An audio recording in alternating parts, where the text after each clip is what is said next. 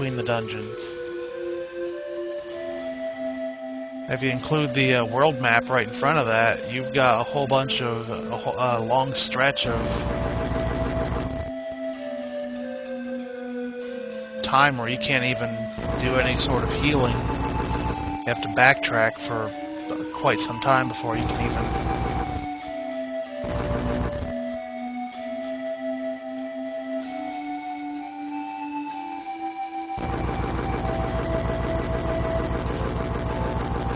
before you can get to where you can heal up, which is irritating. Especially if you're like right before the boss, you have to go all the way back to the town to heal up, but that's kind of pointless considering that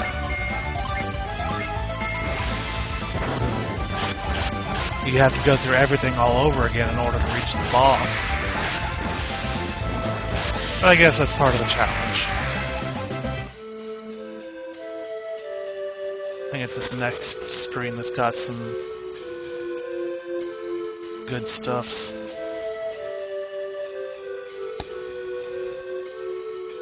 The switch changes it. Can't remember that. I believe it's got the thing I want.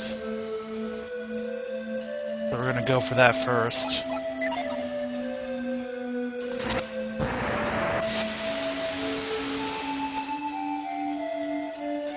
And then we'll move on. That's locked in place. Gonna want to...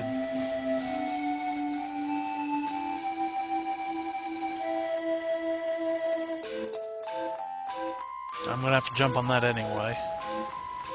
To get there, I have to push these two up.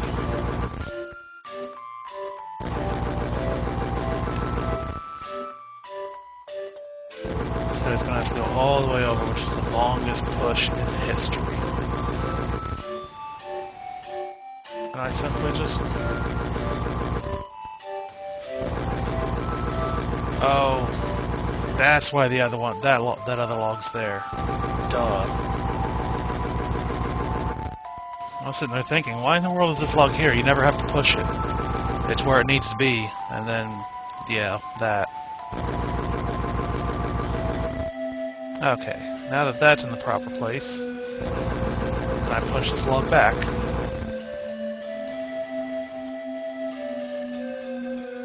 And then we open the floodgates. Or well, technically close the floodgates.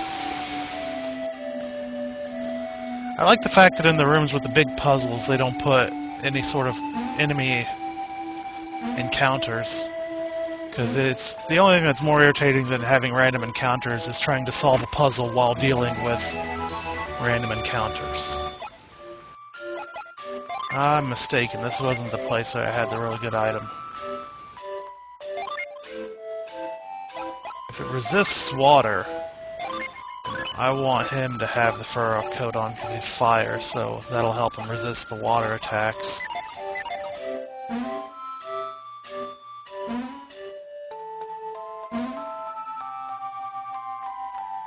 I just gotta reset the place up to be able to go into the next area.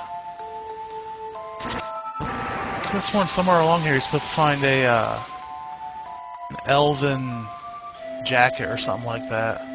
Or an elven tunic, and it like does an insane boost to your agility. And I'd never get rid of it because, I mean, yeah, you don't gain as much defense from it, but the agility boost is so ludicrously large that the person who has that equipped basically gets to attack first, period. It's like a plus 15 or 20 agility boost, and it's just really good. I never get rid of it. I said that before.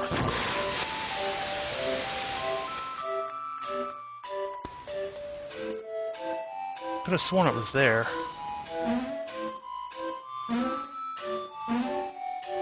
Then I go back, you just push that over. What's up? You know, for a tree, you're pretty sexy. Is that a little bit too far?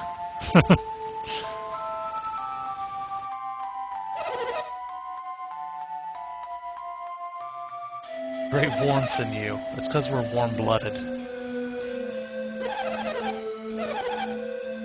Wow. Pessimism.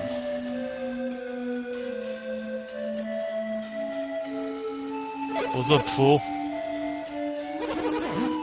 We will not speak to you, child. I control all in Tret's realm.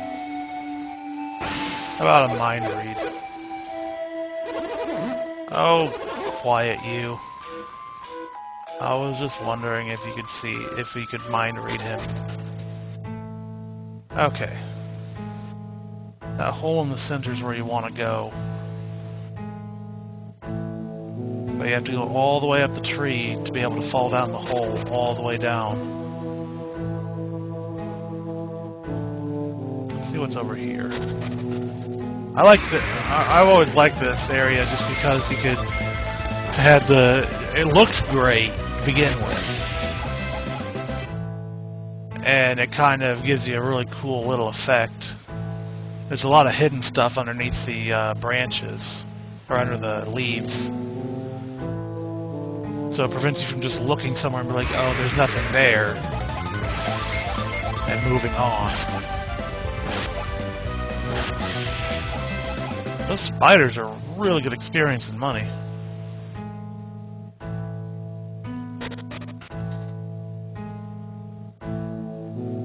When you jump on these, they break on the first, they crumble on the first jump, and the second jump you just go right through.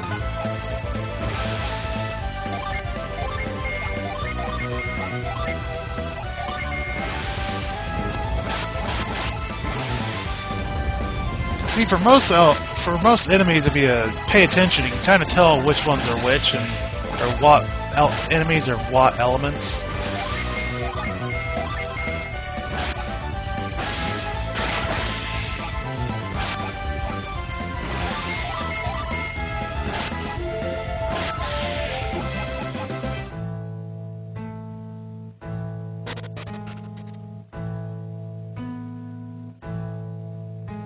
Pretty sure in this tree there's a wind element, if I'm not mistaken.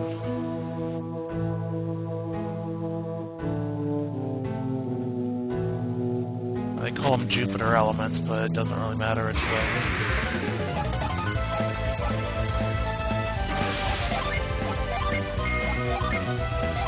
Now here's a good example in this next room, or in this room that I'm in, of them giving you an option. Giving you a choice that actually makes you sit and think, which one should I do? I'll show it to you just as soon as I get.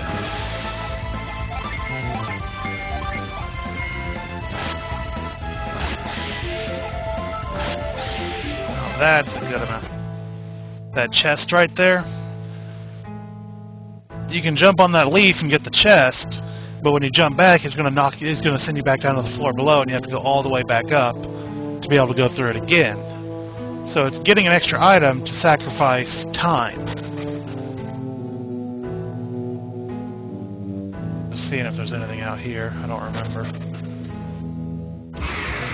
Oh, come on.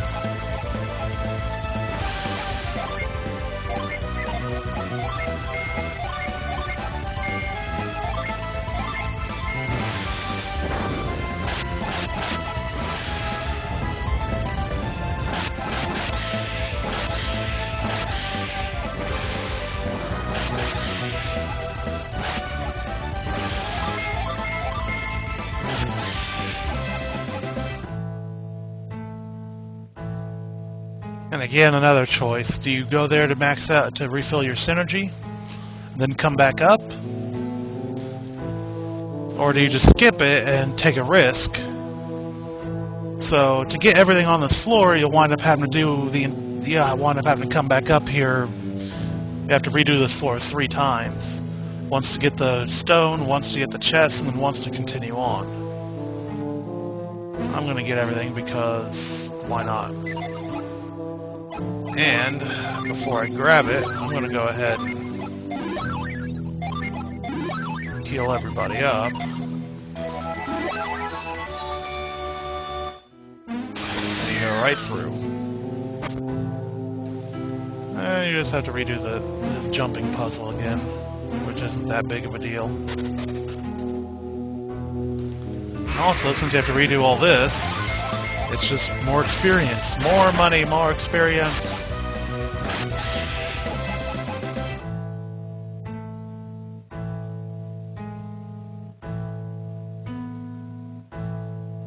Yeah. It's just a little bit irritating to have to redo the floor 3 times, but it's worth it for the fully restored synergy and whatever's in this box. A healing ring. Let's see what that does. Healing ring. Use it to restore 70 health. I think if you equip it, you can use it during battle or something like that.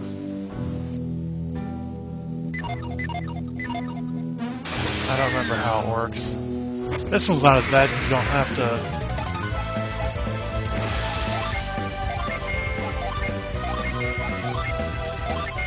jump over the leaves again.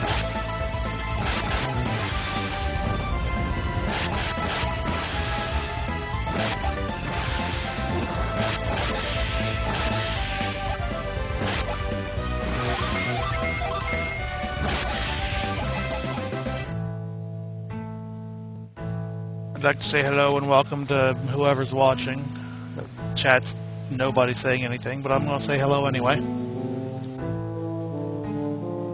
I may be a little bit humdrum sometimes, but... Hello, Snicker.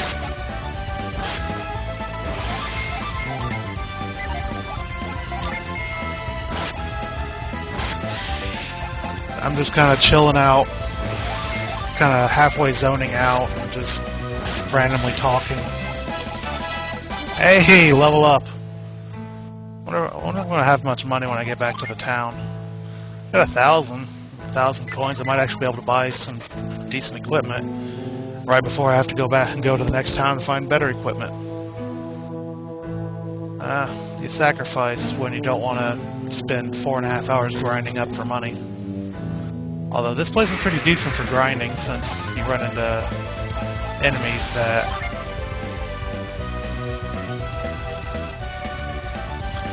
I played this game to death when I was in school. It's quite like my entire lunch period was spent playing this game. I'd eat for like 5 minutes, and then like the rest of the 45 minutes we had for lunch was spent on my Game Boy. I got this one. Actually, I bought this game by not buying lunch for myself for a while. I'd save up my lunch money and buy games.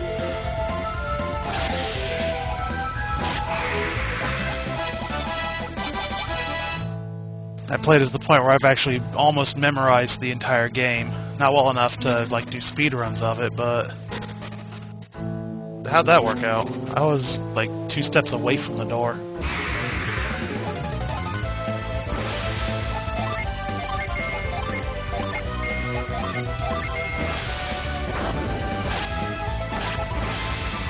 It was like $2 to buy lunch for the like standard lunch at my school, so I always did the math. I'm like, okay, $2 a day, I can just live without lunch.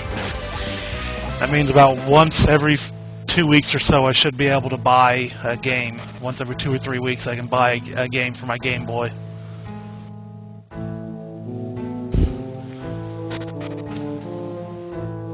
I could have sworn somewhere around here there's a Jupiter gem.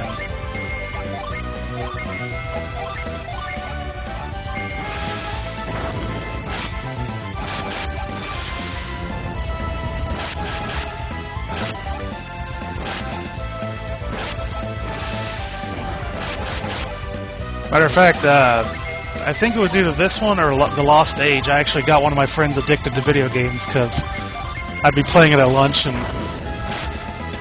Exactly. The order of things in life is video games, then food, then all the other stuff. It's... If you have video games, then you're set.